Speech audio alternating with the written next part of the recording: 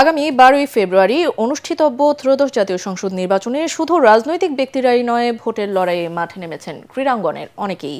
ঢাকা 16 আসন থেকে ধানের শীষের প্রার্থী হয়েছেন সাফজয়ী গোলরক্ষক আমিনুল হক। তার নির্বাচনী সংযোগে যোগ দিয়েছেন ফুটবল ফেডারেশনের সভাপতি থেকে শুরু করে অনেক সাবেক ফুটবলার।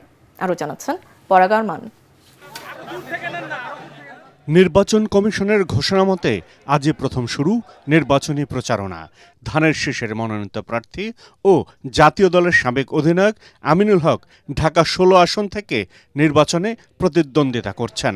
মিরপুর 10 নম্বরের সি ব্লক এলাকায় গ্রিনফিল্ড স্কুল অ্যান্ড কলেজের সামনে থেকে শুরু করেন নির্বাচনী প্রচারণা। এলাকার গণমানুষের স্বতঃস্ফূর্ত সাড়া পেয়ে অভিভূত সাফজয়ী এই গোলকিপার। আমরা বাংলাদেশের মানুষের ভোটের অধিকার নিশ্চিত করার জন্য কাজ করেছি এবং বাংলাদেশের মানুষের মৌলিক যে অধিকার সেই দাবি এবং অধিকারগুলো নিশ্চিত করার জন্য কথা বলছি। ইনশাআল্লাহ আগামীর 12ই ফেব্রুয়ারি আল্লাহর রহমতে জনগণের রায় নিয়ে নির্বাচিত হয়ে এই পরিকল্পনাগুলো পরিপূর্ণভাবে বাস্তবায়ন করব ইনশাআল্লাহ। ত্রয়োদশ সংসদ নির্বাচনে বিএনপি থেকে মোট 28 জন ক্রীড়াবিদ ও সংগঠক মনোনয়ন পেয়েছেন। এছাড়াও ধানের শীষের প্রতীকে নির্বাচন করছেন সাবেক ক্রীড়া সংগঠকদের ছেলেমেয়েরাও।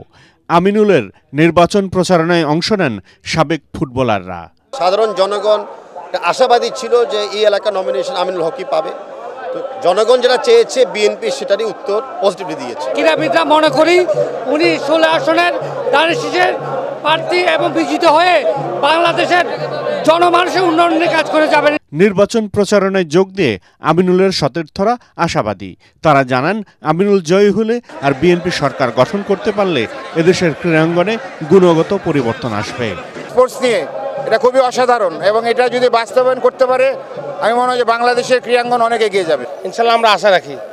আর ওর কোনো আল্লাহর রহমতে কোনো ব্ল্যাক সাইড নাই, কোনো ইয়া নাই, সব কিছুই ক্লিন আর কি। আমিনুল এখান থেকে অনেক প্লেয়ার বাছাই করে দেখা গেছে যে ওদেরকে ভালো ভালো জায়গায় আমাদের সিটি ক্লাবে ওখানে ট্রেনিং করার সুযোগ সুবিধা করে দিতেছে।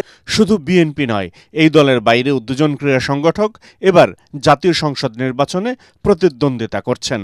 খেলাধুলার মতো রাজনৈতিক মঞ্চেও তারা বাজিমাত করতে চান। পরাগ আরমান, এটিএন বাংলা, ঢাকা।